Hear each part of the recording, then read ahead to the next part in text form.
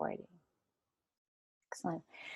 Okay, hello everybody. My name is Noa Lakshmi. For those of you that don't know me and new to my channel, then welcome to my channel. For those of you that are a returning viewer to my channel, thank you so much for coming back. And today I have such a special treat. This is the first interview that I'm actually putting on my channel.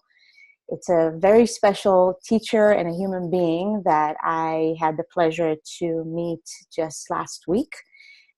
I found his material on YouTube just a few weeks ago, and by divine grace and God, I contacted him, and he happened to be in California and was able to come down with another teacher, come down to San Diego and stay at my house and teach a beautiful, beautiful workshop on the topic of Tantra and sacred sexuality. So today we're going to have an interview with Jason Milne. That's correct? That's correct. Okay. Which is really a pleasure and an honor, not just for me, but to introduce Jason to those of you that are watching and are interested and curious about Tantra, learning more about Tantra and sacred sexuality. And what really drew me to Jason, and what I felt a deep resonance with beyond just the teachings of Tantra, is the purity that Jason brings into it, and the combination of Tantra and yoga. And he really is somebody that walks the path. He's been practicing yoga for many years. He's been practicing the sacred teachings of Tantra for many years. And so he doesn't only teach this, but he embodies it. And that's what really drew me into it. And so I'm so delighted to share this with the viewers here. And I just want to introduce Jason a little bit. Jason has been teaching yoga and Tantra for more than 10 years, including leading and teaching in over 25 yoga teacher training courses, including 7 500-hour yoga teacher training programs with Agama Yoga, Vikasa Yoga, and various other schools. And maybe Jason will be able to talk a little bit about those trainings if you are interested in furthering your learnings. In 2012, Jason founded, led, and taught at the Ananda Yoga Sanctuary, a free yoga school for the local community on the island of Maui in Hawaii. Before becoming a yoga teacher, he earned a Master of Education degree in secondary education and was a secondary school teacher in the USA for 5 years. Jason is grateful for the blessing of studying and teaching the Tantra Yoga system that has changed his life and the lives of countless students around the world. He believes, and this is one of my favorite things about Jason's bio, he believes that in every situation life has to offer, the answer is love. And that's why we are here. This is what I'm all about, and this is what this channel is all about. So it's my absolute honor and pleasure to introduce Jason to all of you. And we're just going to jam today and ask a few questions and let Jason share his well of expertise and knowledge of this amazing philosophy, and so much more than just philosophy. So, Jason, if you could just, as we are just starting this, describe what is Tantra for you, and what does the Tantric path really look like, especially for somebody that is just getting to know this path. Okay. Well, thank you for that introduction, and thank you for this opportunity to share these teachings in whatever format is possible. This is really the intention, is to allow as many people as are interested to have access to these teachings. And really that's what Tantra is to me, is the journey into ourselves, not only for what we could consider something like self-realization, but the fundamental levels that all human beings struggle with in terms of health and healing, physical, emotional, and mental challenges that we are facing these days. So Tantra is a philosophy, but it's also a science that's very practical and pragmatic. And it's like an instruction manual for how to take charge of our own evolution, our own health, and our own well-being. And having practiced now yoga for 20 years and been teaching for several years, I can honestly say that the benefits that I have received are far beyond any time that I have invested. I have a hard time to articulate what the transformation has been, because it's been so much internal that to put it into words almost feels like it's not doing enough justice. But of course, that's what we'll try to do, is let the people understand that we all have the capacity within ourselves to find that peace that's always there under the layers of confusion that we have accumulated, not only because of our own misunderstanding, but the world around us that is also giving us mixed messages and teachings that are conflicting with the truth that we feel within ourselves. So there's this dichotomy, there's this dissonance between what we're experiencing externally and what we know to be true internally. So for me, Tantra was a path that helped me to, of course, first come to the balance. And through this balance, then the inner intuition, the voice of the heart arises so naturally, so clearly, that there's no doubt that this is an authentic wisdom that already resides within the heart, within all of us. So it's about going in to find out who we are and our place in this universe. And it's not just for people that go into the mountains or go into retreats and spend months and years. This is something that any human being can do each day to help themselves to release the things that are not serving them and to amplify the qualities that they would like to manifest in their lives. It's a real blessing to have these teachings, and they are the teachings for the modern time, in a place and time where we're very much focusing on the material. So Tantra says, let's use everything in this universe at our disposal as a tool for awakening to our true essence, including the material, including the physical body, including anything that you come encounter with, anything that you can experience can be perceived as a teaching or as a teacher. And for me, this was a revelation. I had no idea about any of this stuff when I was growing up here on the East Coast of the United States in a conservative community. But I felt that some of my needs were not being met. So I went on a journey to try to find some answers. And essentially the journey around the world taught me that the only journey that really matters is the journey into myself to find those answers. But I needed that external reflection that helped me to turn that attention within. And this is a practice that each individual, no matter what their schedule is, can apply, because it's not only about being on a yoga mat or making love or trying to find techniques. It's about a way of approaching ourselves and the world around us. It's about relationship and how we connect and the things that are preventing us from that connection. So Tantra is a way of clearing and cleaning and purifying all the levels of our being so that we get to that place of clarity. And for most of the people that are living in a very hectic type of lifestyle, this is medicine, this is therapy. And I haven't found in my studies, and of course they're not exhaustive, but I haven't found a better system that works for me and the many students and teachers that I've encountered over the years. If they apply these practices, transformation is pretty much guaranteed. And that's a big claim. And I wouldn't make that claim if I hadn't verified it myself with my own experience and seen it with literally thousands of other people from all over the world, from all walks of races, from all ages, all health conditions. When they come and understand the philosophy and then apply the practical science to their lives, they find that they are actually empowered to be proactively taking charge of their own evolution.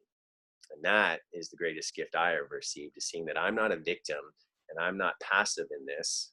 I'm actually empowered to see that I am the creator of my reality, as we all are, and to actually find ways not just to have this philosophical understanding, but to then implement this understanding through developing our connection with the power that flows through us. This is radical shift in perception of reality also. So it takes us beyond our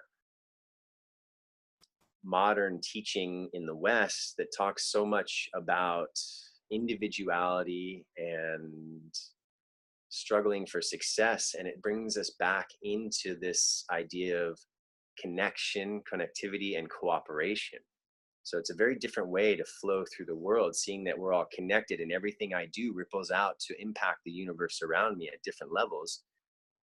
Therefore, I have a responsibility in how I not only treat my own being, because if I'm connected to everything else and I am doing things that are harming myself, I'm literally harming the entire universe. So that also gives me the responsibility that if I would like to lift myself up, I also have the conscious choice to be able to do that for those in my life. Rather than compete, it's more about cooperation and developing the sense of union. And of course, we know yoga means union, and it's nice to hear the idea, but to actually experience that interconnectedness is so profound and so heart-opening. When you see that everything is actually a reflection of your own consciousness, it brings you into, it can, and it has for me, brought me into a state of gratitude that I had never experienced before, because I can see clearly and perceive and experience that everything that is happening is a gift. It's actually here to help us evolve. So what I'd like to offer to anybody who's interested in healing physical body, working with low energy, or trying to deal with emotional challenges or mental struggle, we all have the capacity to heal ourselves. And in fact, we are the ones who are responsible for our healing. We can look to external sources and they will help us, but the journey of healing is our own. And now with this science, we have the tools. We have so many tools in this science. It's so vast and it encompasses every aspect of human experience that could possibly exist. There is a technique and a tool in the science that can help us to address whatever it is that we'd like to address. And for me, that gave me a sense of responsibility, but also conviction that this is possible. And not only possible, it's almost inevitable. And I say that again, that's a big claim, but if you do the practices consistently, patiently, over the course of days, weeks, months, and years, I can say that the transformation is happening. So yeah, that's how I feel about that. I can go on and on, as you can tell, but I know we don't have all day. Yes. Yeah. Well, maybe one day we can do a 24-hour interview. I would love that. And thank you so much. And you touched on some of the other questions that I have here, which is just wonderful. I feel that you really touched on just the role that Tantra plays in the evolution of humanity at this time. And this is something that I'm so big on, the collective evolution. And with this eclipse that is coming tomorrow, it's so about the connectivity that you were talking about. And this, when I elevate my own consciousness, I actually contribute to the elevation of humanity at large. So I that's one of the reasons why I resonate with Tantra so deeply, that it does encompasses the connectivity of each and every one of us, while giving the individual the place to shine fully and completely in their own power. And so what I would love for you to speak about, because I get various just different viewers that watching this right now, and people that are in different stages on their path. And what I feel that Tantra is misrepresented, perhaps. Like most people, or a lot of people, hear Tantra and immediately it goes to sex, which, right, there's part of that in Tantra. But what would you say about that? And also, because your way of teaching Tantra is so interwoven with yoga and the practice of yoga, what would you say to somebody that says, well, I don't practice yoga and I don't really want to practice yoga, but I do want to learn Tantra? So a couple of different questions there. Let's start with the idea that many people it's very common when people think about Tantra or hear about Tantra, the first thing that comes to mind is sex. Mm-hmm. Well, if you notice when you asked me about Tantra, the last question, I don't even think I mentioned sex. Exactly. Because, like I said, this is a science that encompasses every aspect of our human experience. So sex is one part of it. And of course, it's addressed because it's such a powerful part of our experience in this human body. And it's also an opportunity to harness this creative force that drives our lives, literally. And this force can be used for sex, but it can also be used for every other aspect of our lives, including our work, our play, our hobbies, our art, music, whatever it is that you would like to pour your energy into. It's pouring this creativity that also is coming from this sexual energy. So because we are so materialistic, we have attached this philosophy or the labeling of this philosophy to something that we are preoccupied with and reduced it to a sexual teaching. And this is common now, but it's a misunderstanding of the real intention of Tantra. That being said, the reason Tantra goes into sexuality in a way that is considered a spiritual approach or sacred sexuality is understanding that this is two forces, a masculine and a feminine, or every human being has masculine and feminine energies. So Tantra can be all inclusive for any sexual preferences or any type of relationship. But it's captivating and learning to balance the yin and yang within each individual and within each relationship. And to find that through sexuality is an opportunity to experience something that is even greater than possibly we can do on our own, because many people are not willing or have the time even or the desire to do years and years of yoga practice and preparation for higher and higher states of consciousness.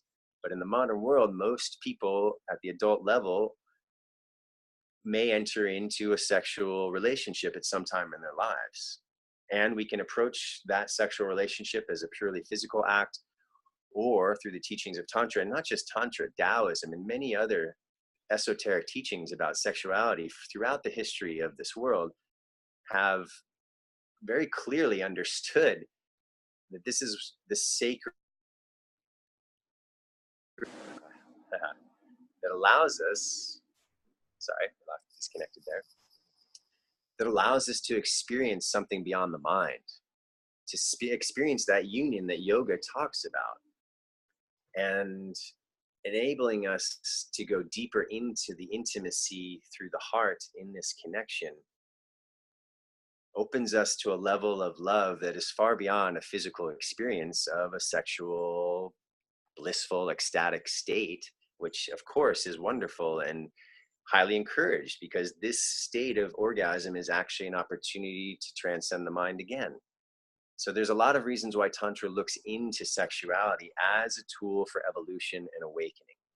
It's also used as a tool for healing. This energy, when we move it through the body, is capable of removing blockages that other modalities do not have the capacity to touch, because this is the energy from our own being coming within and healing our own internal blockages in the different bodies that we have, the different bodies being physical, energetic, emotional, mental, and even causal. So by learning to work with this energy, play with this energy, dance with it, we can do this alone.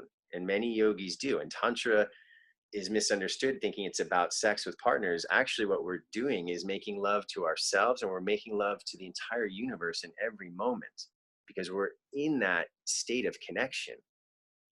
We've released the blockages or the boundaries that have prevented us from feeling that.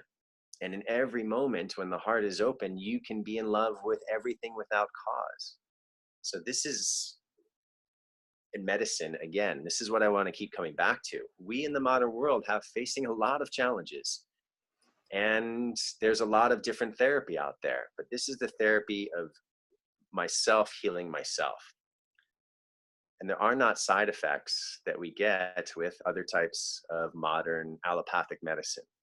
Now, of course, that plays a role, and it's important in this healing process, but we also can take responsibility for our internal practices that will facilitate healing, even in adjunct with other types of modalities. So a person who wants to come into this path as a beginner, where do they start? It seems like there's so much to think about, so much to do. There are books that can be researched that will give you an outline or a highlight the foundational principles. But to really learn something at a deep level, we all know that a teacher needs to be present, because they can help you with the questions. They can guide you in ways that perhaps you can't perceive from perhaps just reading a book. So it's exploding in popularity, Tantra. There are teachers coming into the scene in many different formats and bringing different approaches to Tantra. So it's also becoming like a wide open field in which almost anything is possible, and people are calling everything Tantra. Not everything, but they're labeling things Tantra that perhaps are not in line with the original intentions or teachings. Everything has its place. That's one of the things I love about Tantra. If it exists in this universe, it's here for a reason, and it has its own place. It's neither good or bad, and people will discover what's right for them in their own time through their own experimentation. What I can suggest is to do research, to understand. If you're going to go to a teacher, find out other students who have worked with that teacher and get some feedback about their experience, because not all teachers are teaching the same way. And there are certain circumstances when boundaries are really being pushed, and not everybody wants to go there. So I'm just encouraging people to really do their research and look closely at the teachers that they're going to study with. In addition to that, you asked and mentioned, what about yoga? If someone, now I personally believe that yoga is intimately connected with Tantra. In fact, yoga, Hatha yoga, comes from the Tantric science of using the body and energy for awakening. So there's not really a separation, but if we break it down, the asana practice, the body positions, the breathing, the meditation, things like this, they all facilitate deeper experiences through tantric sexuality, since that's what we're actually focusing on. However, they're not the only way to encourage and help the evolutionary process through tantric sexuality. What is necessary is some sort of internal energetic practices to purify, because if we're going to try to move the sexual energy through the body, there needs to be a certain level of purity. Otherwise, it's not going to work.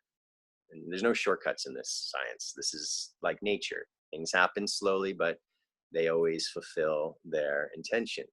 So we move with that rhythm of nature and take our time and understand that this is a lifelong journey.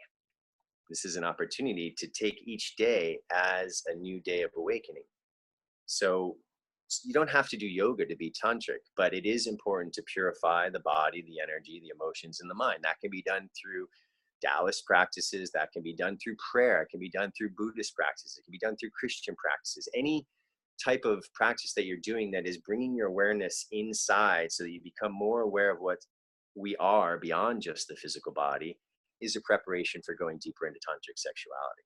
So it's not exclusive to saying you must do yoga to do tantra, but I do firmly believe that if you would like to go deeper into the science rather than just experiencing some superficial benefits, then it is going to help us to find internal energetic and purification practices, and especially practices of contemplation and meditation, which expands this awareness beyond the physical body.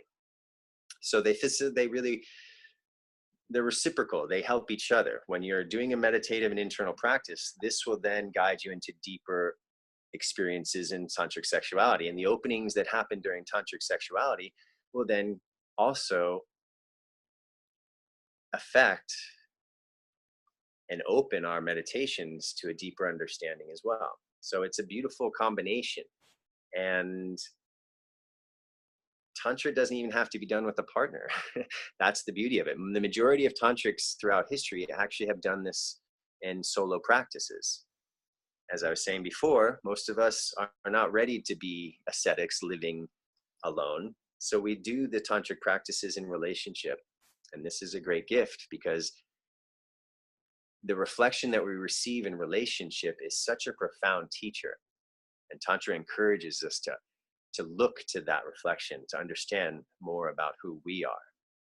So as a beginner, it is so helpful to come with a sincere desire to heal, to evolve, to awaken, to open the heart. If a being has that intention and they have that motivation and they come from an integrous place, then they will find the path. The path will open for them that will show them what they need. But we, of course, are proactive also in coming to that place of integrity and choosing and understanding consciously why this is important for us and what it is that we are actually trying to either experience or heal or serve a purpose for. So this is really an opportunity for anybody who wants to take their evolution into their own hands. I sound like I want to be so passionate about this. It's hard to hold back because it's incredible. And I've seen it time and time again. So many students have transformed their lives simply by applying the science. Yeah.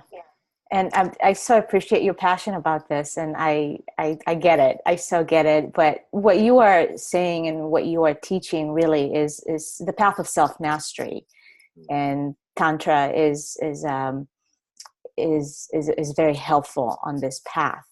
And I love that it's just, you already answered the other question, or you touched on that, solo practice versus practice in partnership, and the beautiful connection that we have here, that in order to enhance the tantric energy between partners, it's essential for each person within the partnership to really have a strong foundation within themselves, first of all.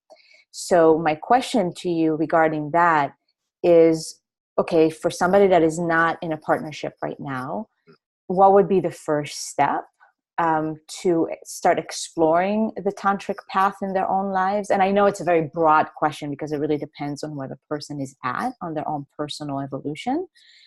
And then for partners, so just people that are in a relationship and they want to explore tantra, because I speak to people that are in a relationship and they find it very difficult in a partnership to take it from, okay, we just make love and have sex, to transition into a more tantric exchange. So what would you suggest for people in a relationship, the first step towards that transition and becoming more tantric within a partnership? So let's start with the first part of the question about the individual practices. Mm-hmm. If someone is very new to Tantra and has had no yoga or internal purification and energy practices or meditative practices, the very first foundational practice for any individual who would like to go in this direction is breathing practices.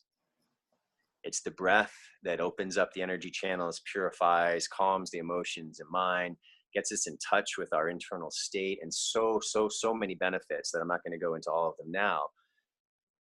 Anyone who would like to go down this path, because this is a path of working with energy. It's very clear. Everything in this universe exists, is created by energy, or has a form of energy, is a form of energy, which has a polarity, a plus and a minus charge, a yin and a yang, a masculine and feminine. There are many different ways to explain this polarity, this duality of opposites. And through these polarity is how the dance of the universe exists. It's the attraction of the masculine and feminine, constantly dancing with each other from the cellular level to the cosmic level.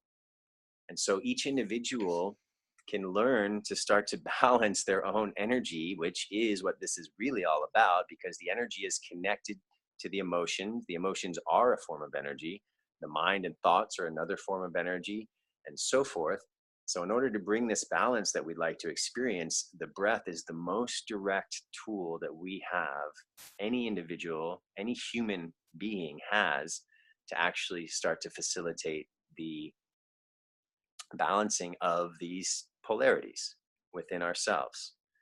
So what I would recommend to someone who is really starting at ground zero is to find a teacher that can share with them first breathing practices. And this will create a transformation very rapidly if, again, applied daily. And this will bring about new understanding about what's happening internally. You know, if like I said, if someone's starting from ground zero and hasn't done the internal practices, this is a revelation of understanding. For me, it was, and for the teachers and students that I've worked with, have nearly all said identical things, that if I didn't learn to breathe correctly or deeply or consciously, Mm-hmm. I would not be able to purify as well as I have. I would not be able to balance. I would not be able to go into these tantric practices the way that I do. So don't worry about yoga. Don't worry about touching your toes or standing on your head or flexibility. None of that really matters. What matters is your awareness of the internal state and being present, because all of the science of yoga, all the science of tantra, meditation, all of this is really about how to be present. And that's where the power in us is contacted.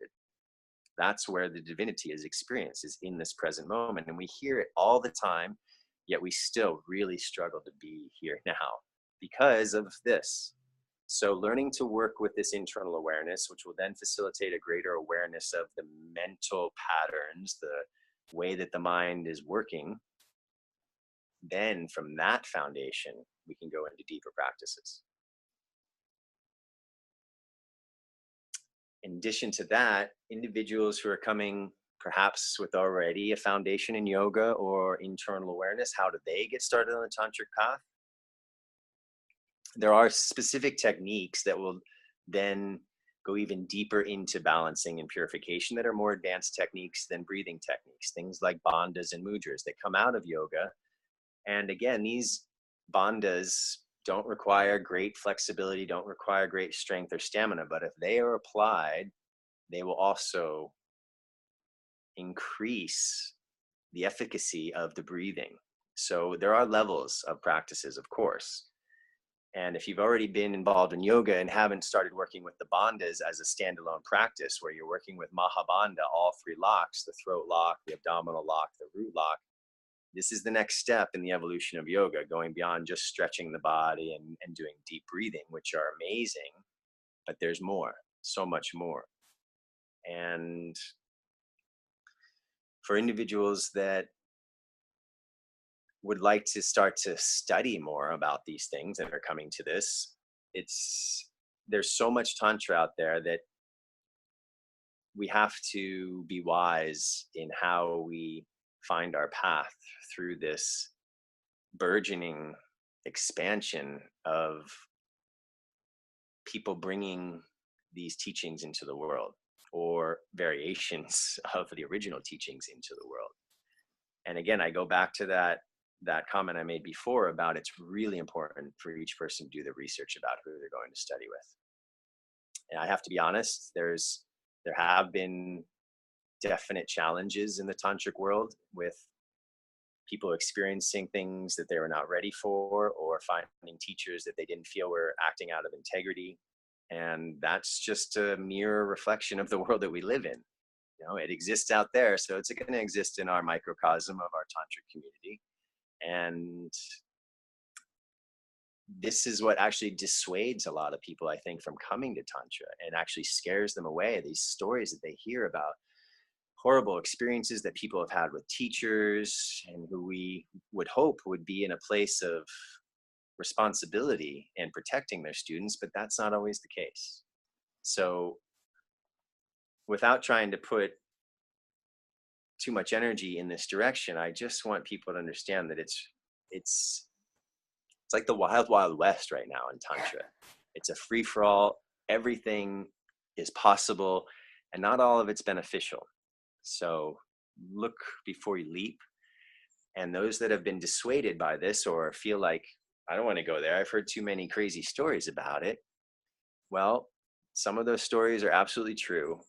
But beyond that, there's so much beauty, so much transformation, and so much positivity coming out of these teachings that it's a shame to throw the baby out with the bathwater, so to speak, to lose the opportunity to experience something so transcendent and so profound. Just because some people have brought their own, let's call it baggage, into the game, it would be an opportunity lost, I feel. And I just want to encourage people to understand that, yes, there are problems in any organization, any group. But for the most part, what Tantra is helping people to understand when it's taught with integrity is that they are empowering themselves. Mm-hmm. And that's what I want to share, is that we have the power to fulfill our potential. Yet maybe we haven't gotten the tools yet. And these are the tools, I feel, that have worked for so many people. So when we come down into relationship and people thinking about, how would I like to approach Tantra if my partner and I haven't really started yet? Where do we begin? It's such a vast field, as I keep saying. I would, again, I'm going to be a little bit repetitive. Go back, do some of the foundational reading and get an understanding. And this will help you to understand what questions to ask when you start looking for teachers, or when you start asking people who they've studied with and finding out their experiences. And there are communities, Tantric communities all over the world now. And what I would do is start researching and look into different places and see what it is that is most important to you, because through the practices, you can focus on different aspects. You know, it's going back, I know I'm repeating, but we can focus on the healing, we can focus on sexual bliss, and we can focus on spiritual awakening. So understanding, why are you coming to this? Maybe you're coming for all of those things, and that's beautiful. But having this self-awareness will help guide you in your decision-making process. So when a couple wants to come to this, find a teacher that they trust and start doing practices together. Because it's not just about the lovemaking, it's about relationship. And the relationship is what facilitates deeper and deeper transcendent experiences through lovemaking. So if people want to go into tantric sexuality, I would say it's also really important to look at how they communicate with each other, how they treat each other, and how are their principles and their intentions in alignment with each other. Do they have the desire to go down a path that is going to, at times, if it's done with intention and with perseverance, can get very intense, because we're stirring up so much in this being that it can be a purification process just by making love and understanding that this energy is actually removing blockages, and it can create challenges as we're going down the path. But remember that this path takes us through the challenges, and on the other side of this suffering is the bliss that we're all seeking. So better out than in, I like to say. And this is a process of helping couples in any form of relationship to start to be really honest with themselves, to really look in the mirror of themselves and say, who am I? What do I want from this relationship? Why am I doing any of this? And where are we going? And then to be able to communicate that honestly with the partner. So communication in this is, for me, the first step to even going into tantric sexuality before you even get into the bedroom. And this is what allows a couple to then stay connected through understanding. And this is a great challenge for a lot of us, being authentic, with a partner that we'd like to hide our stuff that we're ashamed of, or think that might be judged for, or that we're not proud of. And, in this duality, we all have light and we all have darkness. And actually being able to present all of ourselves to another human being can be very scary, very frightening. But when we can be authentic with one other, this shows us the possibility and the benefits that we can then be authentic with others in our lives. And this tantric relationship is so much more than pleasure. It's about seeing yourself in the other. It's about seeing that connection beyond the physical form and understanding that this person is me, and how do I love that person and take care of that person as my own self. And in this relationship, when both people are supporting each other, this is what facilitates a greater depth of intimacy.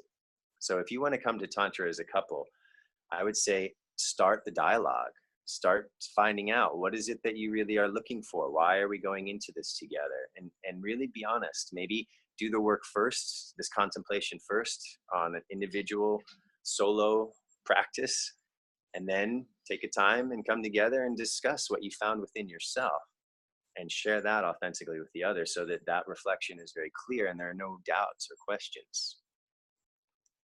Sorry. So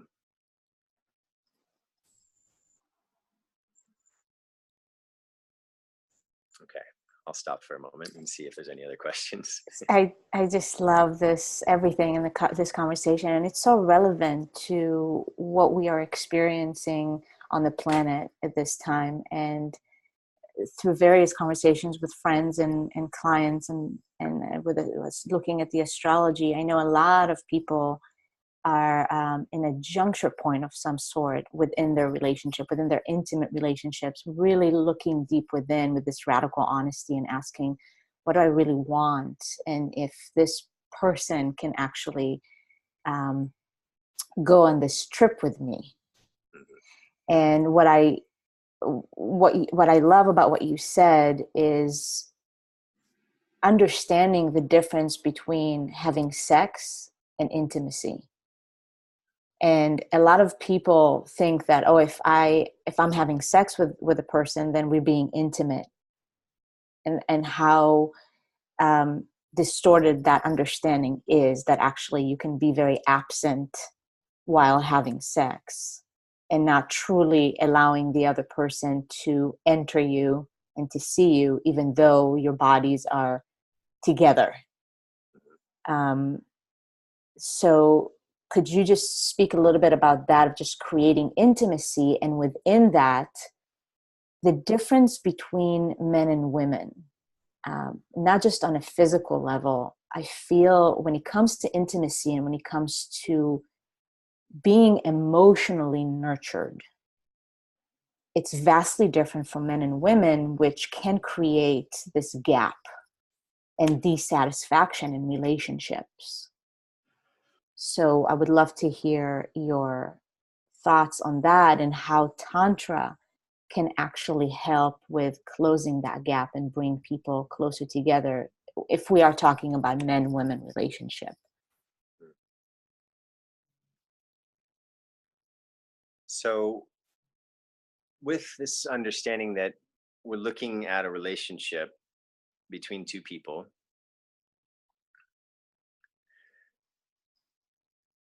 finding that ability to really look within is the key to being able to relate with another.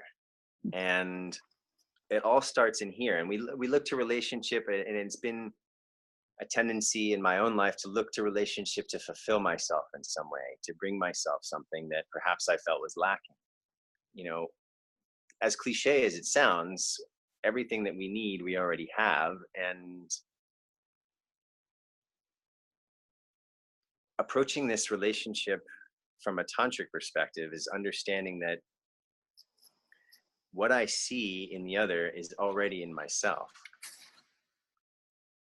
So I'd like you to restate your first question, because I'm also considering the second question. So come back and help me bring me back into the direction.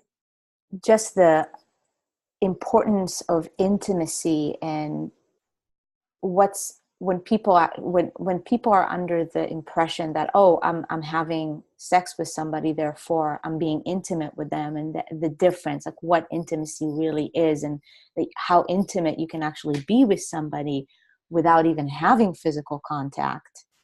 And then the opposite of having physical contact, but you're not really intimate, and the difference that makes within a relationship when there's true intimacy. Come back again.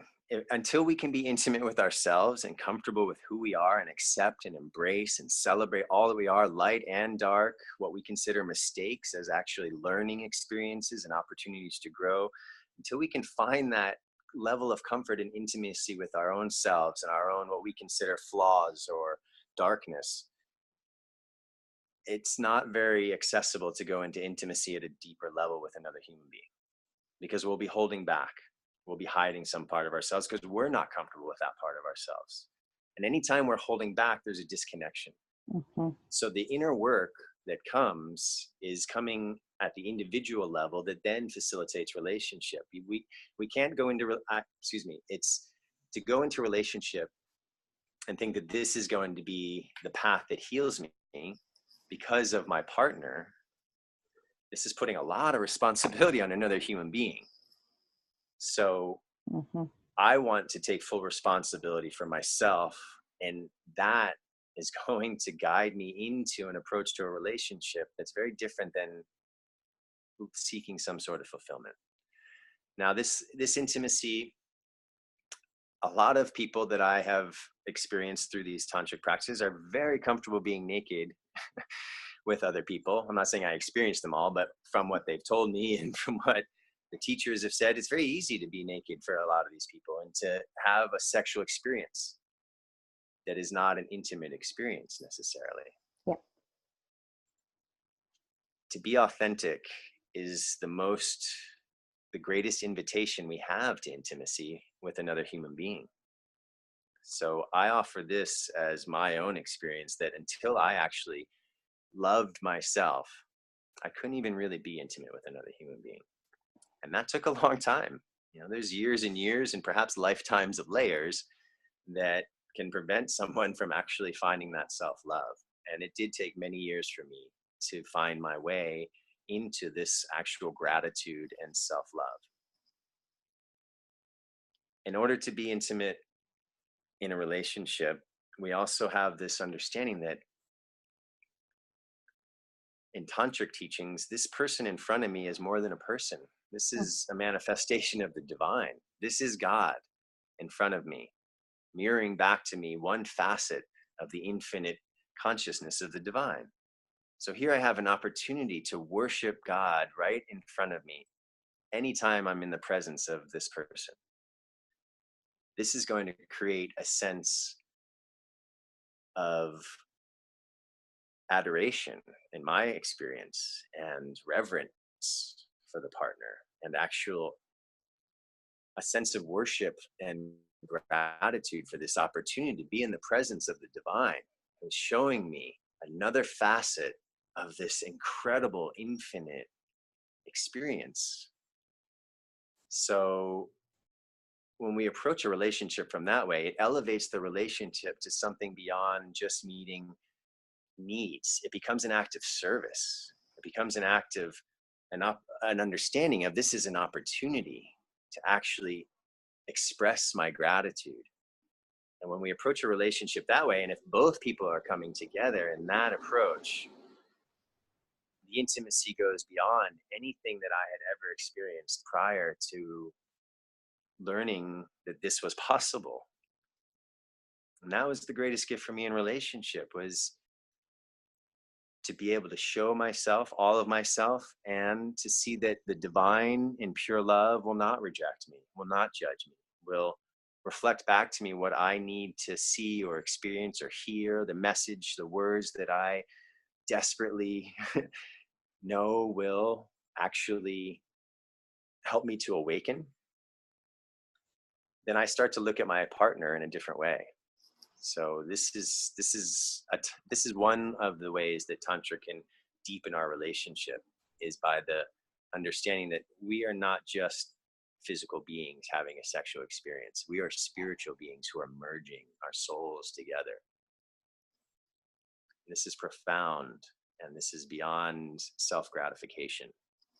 This is actually an opportunity, when we make love, to expand the love in the universe, to ripple out that effect exponentially to the rest of the cosmic consciousness. The more bliss that we bring into this mass consciousness, the more it will impact all of those that are involved in this consciousness.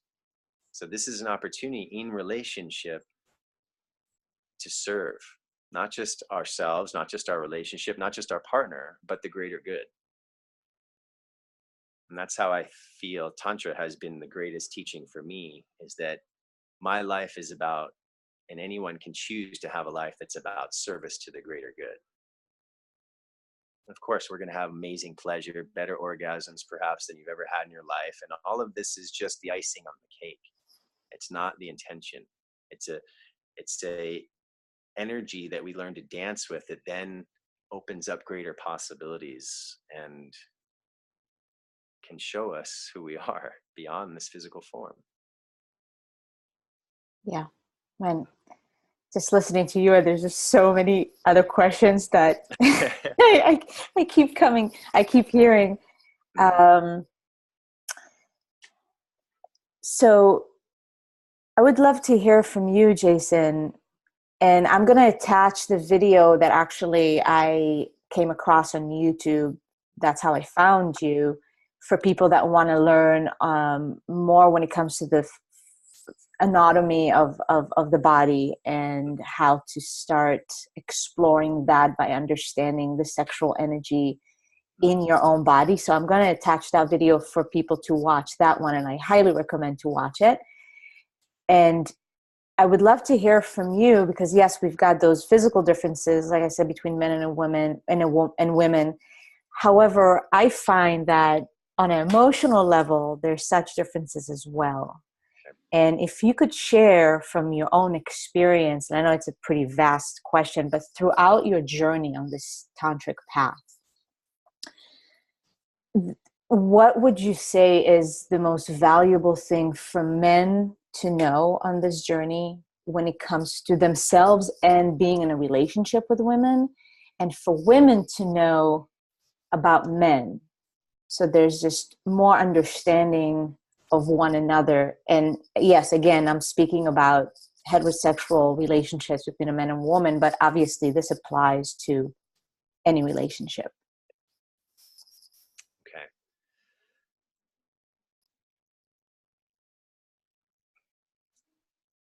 It's a big question. I want to take time to come to clarity before I answer. Absolutely.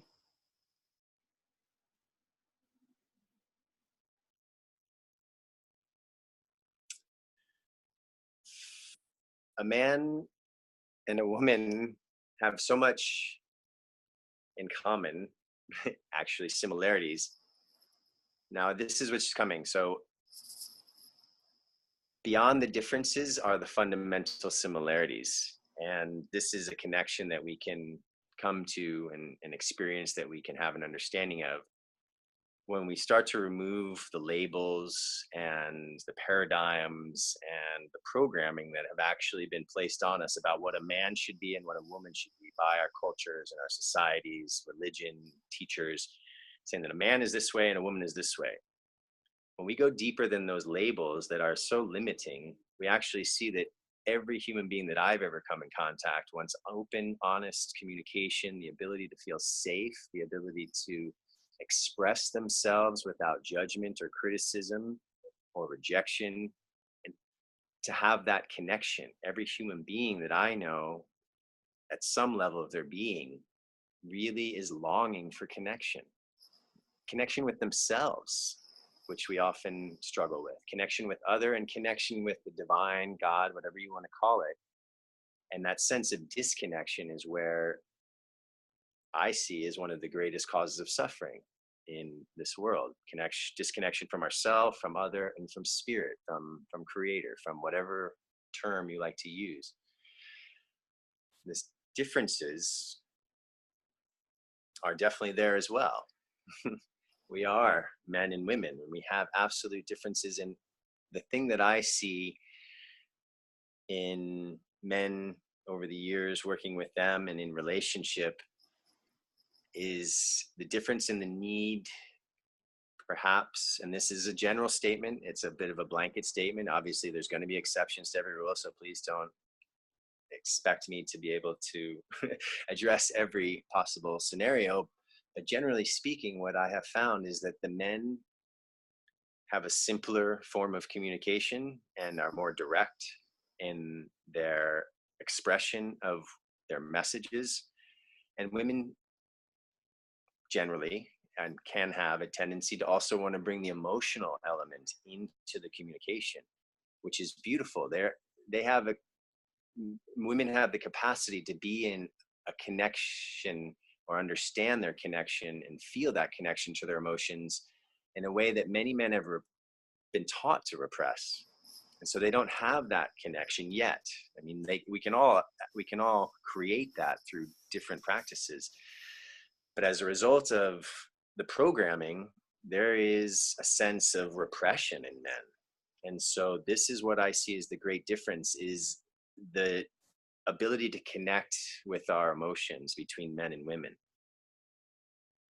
It's possible for women to access those emotions and to express them more easily than men. And then we have a bit of a challenge, because we can only experience ourselves, and then we expect others to understand our experience and relate to us in that experience and be able to communicate to us in the way that we are comfortable in communicating. So this is where there can be a separation in how that communication is happening. When the man is comfortable with one form of communication and the woman is comfortable with a different form. And I'm not only talking about words here, I'm talking about body language and expressions of gestures and actions and service and many different ways that we communicate with each other. All of them are a reflection of our own ability to contact ourselves. And if men have been taught not to be emotional, or not to show their emotion, not to be too involved with anything that's not rational or logical, and then we go and try to talk to women that have a different approach to communication, a different style, a different method, that can be what creates some of the disconnection. So as I see it at the physical level, and I'm the ability for the men to tap into a greater awareness of this internal intuition of the body will be so beneficial for them to connecting to their feminine aspect, their feminine self, which will then, of course, help them to connect with the women in their lives. And on the other side, for the women to be able to, first of all, understand. Now, this is the tricky part. Can we understand each other without having the experience of the other? Intellectually, perhaps, but when it comes into the heated moment and it's spicy and it's challenging, can we actually really still maintain that awareness? And the first step is starting to understand the differences. Then we can perceive them, and then we can actually start to work with them and find ways to help address the differences in a way that actually enriches our lives rather than feeling like conflict. It's actually a complementary aspect that we then get to see in the other. So if we look to the other sex that has or is expressing something different than what we are expressing, we can learn from that expression and see how we can incorporate that into our own capacity to express ourselves, and vice versa, looking the other way.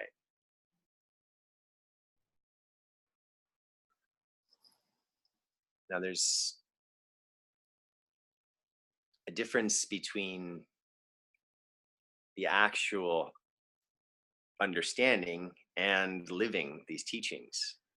And this is the practice. Okay, we can read books all day long. We can talk about Tantra. We can philosophize about it. But until we incorporate practice of awareness of our internal state, our emotions, our mind,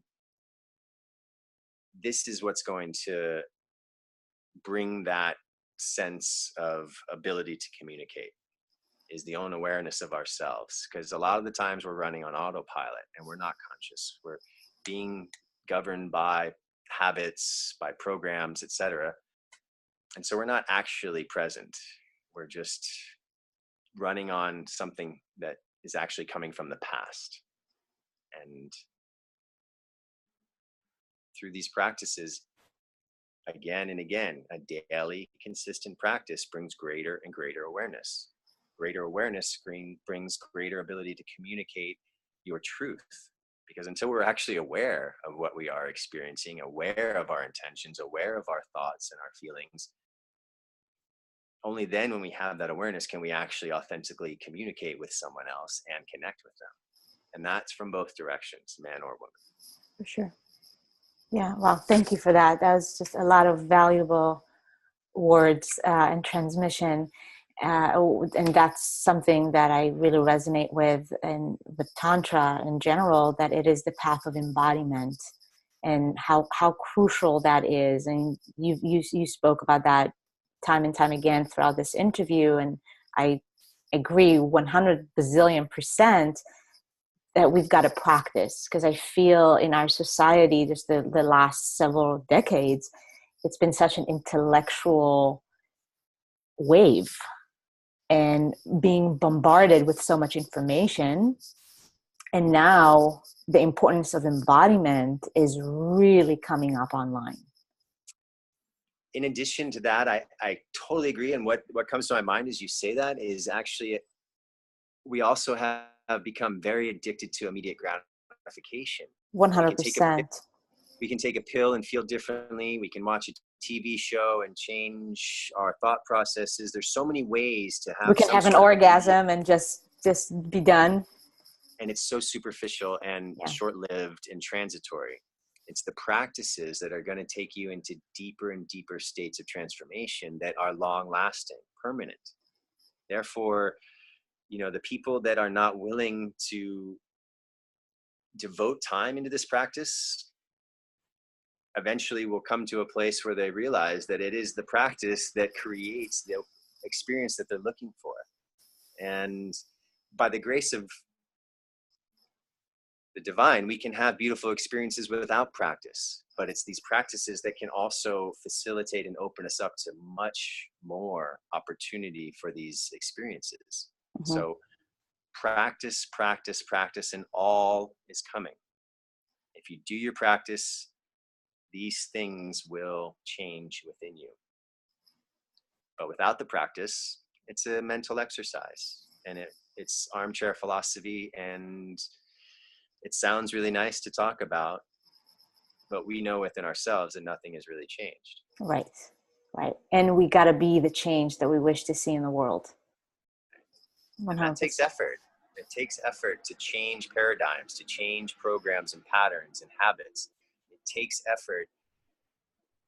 And I can only say that having made the effort, I have been rewarded in ways that are infinitely greater than the time and energy I put into these practices. Yeah. All I can do is try to encourage people. That's all any teacher or sharer of this path can try to help people understand, because until you walk the path, you won't know what's possible. Mm-hmm. So how do you get the motivation to walk the path if it's just a carrot dangling in front of you, but you don't have any experience of what's possible? It's by looking to the people that have walked the path. It's by seeing something in them that perhaps you would like to experience in your life or emulate or incorporate into your being. And if you see something in someone who's on this path, that is the motivation. That is the incentive. That is the understanding that, okay, this person is telling me that they took these steps to get there. And if I would like to also experience that space that they are in, I don't have to reinvent the wheel. I can follow this tread well-worn path. And within this path, there are variations. Everybody's going to find their own techniques, their own practices, their own methods that work for them. But within the umbrella of Tantra, it is an opportunity to really focus on something that is far greater than the ego sense of separation. And once we go beyond that egoic sense of separation, the love and gratitude that we feel, it can't be put into words. I can only try to tell you that it has given me meaning in my life, and it has given me direction. It has given me a gratitude that is so overwhelming that sometimes I don't know what to do with the beauty and the love that is all around in all moments. And I didn't even have a clue of any of this 20 years ago. Now, I'm not saying that it's only yoga and Tantra. Of course, as we age, we evolve, we grow, life teaches us, kicks us around, and we start to learn. But if you want to take advantage and put yourself in the driver's seat of your evolution, practice is the key. Yeah, that's why I see that as the path of self-mastery, because it's the whole universe living inside of you, and we just need to take the tour, and it's unending. It's the greatest trip out there. Totally. You know yourself and you know the universe. When you understand yourself, you understand everybody around you. And then there becomes acceptance and peace, because you see everybody's just like you. Everybody's going through the same struggles. and everybody really wants love and happiness, and everybody is going through this in a way that is unique to them.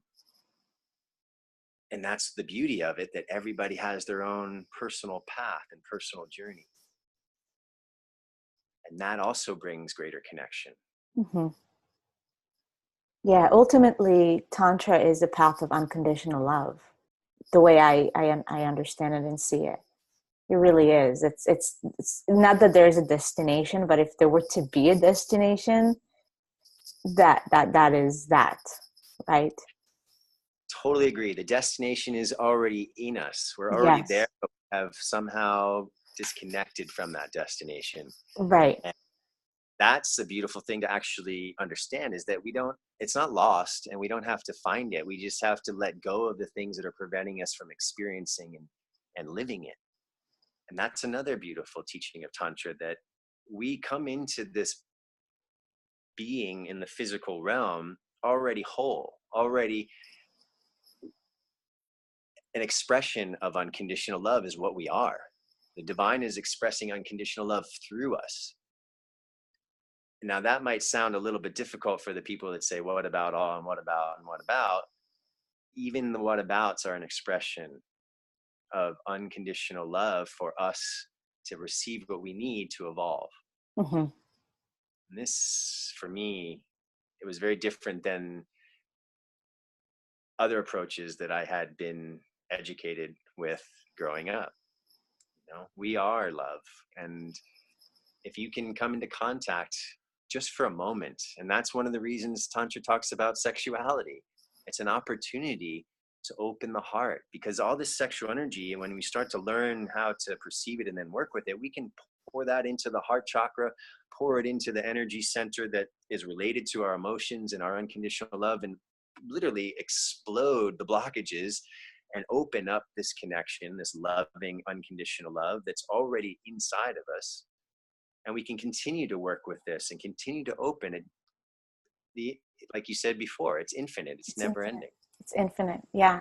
Yeah. That's why I'm big, and it's just self-love and the relationship with yourself. And it's unending. There's always something to discover. And it's such a beautiful, beautiful unfolding and unraveling throughout the years. And to stay curious about what else is possible.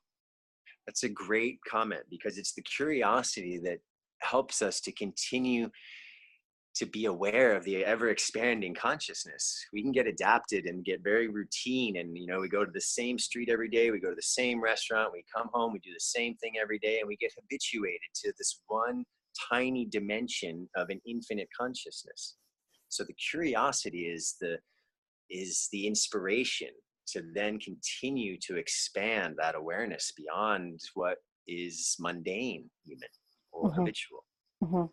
Yeah. And that takes courage. Yeah. That This takes is a courage. path of courage. There's Yeah. no doubt about it. Because like I said before, we are going to face challenges as they come up in the purification. Mm-hmm. And we're going to have to face the darkness in ourselves. We're going to have to face our emotions. We're going to have to face our thoughts and our mind. And that's not easy. So this is a path of effort, but it's a path of self-mastery. And that's what we're here for, is to master the self and understand the unconditional love that we truly are through this self-mastery.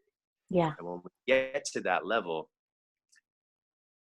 all you have is gratitude for the energy you put into creating this understanding and awareness.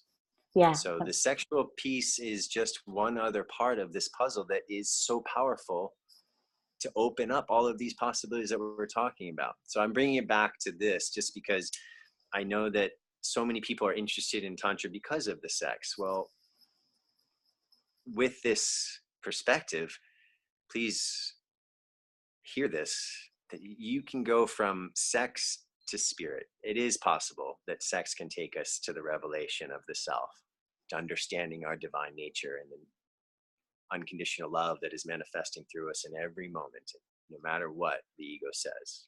Mm-hmm. So this is why Tantra talks about sexuality. This is why relationship is our greatest teacher in the modern world. And this is why Tantra is such a gift to anybody who wants to evolve, whatever level it is. Yeah. Oh my God. There's just We can just sit here and talk for hours. I want to honor your time because you leaving to go to India just tomorrow. So I know we can just sit here and just talk for hours on end. Well, we can do that another time. I really look forward to it. And I'm really grateful to talk to you because you reflect back to me a beautiful understanding that you have of what's happening in it. And it helps me to dig deeper into myself for my own understanding.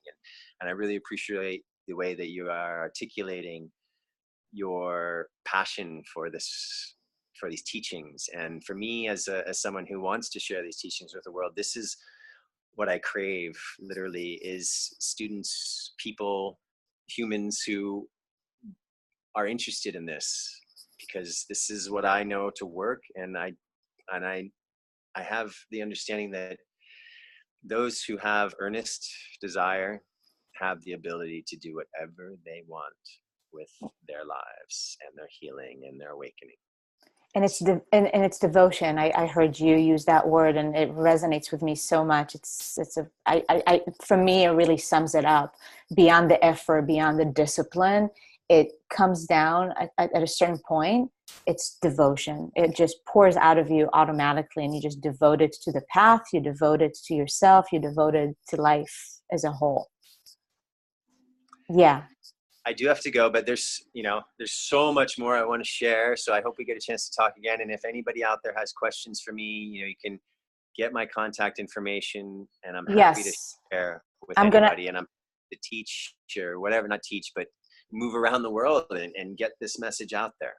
Yes, and I'm going to put your website attached to this video. And Jason, if you have one book that you could recommend on a more practical level, if somebody, I want to understand the philosophy, but also as an individual, what can I start doing? I can go and meet with a teacher.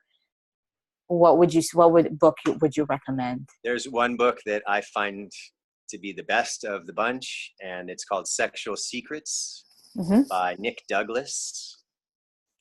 And it's like an encyclopedia of tantric practices, also Taoist practices. And it starts from square one, literally, and builds the whole foundation. It's a very thick, long book. If you read that book cover to cover and understand it, you will have a very good foundation for entering into Tantra. Okay. Because Fantastic. It has practices, it has philosophy, it has history, it covers a very big picture of Tantra.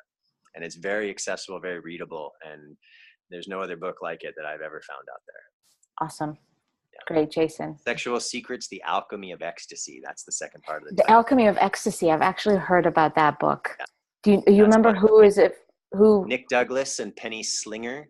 There's also tons of beautiful artwork in there. And some of the artwork done by one of those two authors. So it's a beautiful book. Okay.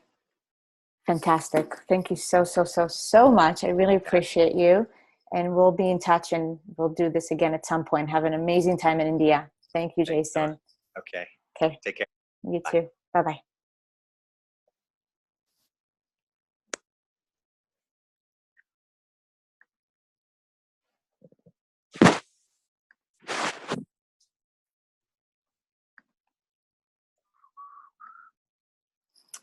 Okay, everybody. Thank you so much for joining me here on this interview. All the links are going to be down below the video. So the books that Jason was talking about, his website, and some more information that you can get familiar with if you would like to explore this path. And if you have any questions and interested to know more about practices that can actually help you to get more familiar with the tantric path, and just like Jason was talking about, breathing exercises and yoga and different yoga techniques, then definitely I would love to hear from you. And this is what I'm here to offer. So send me a message, an email, and we can talk. So thank you for being a part of this, and I hope you enjoyed. More interviews to come. I will see you next time. Ciao, ciao.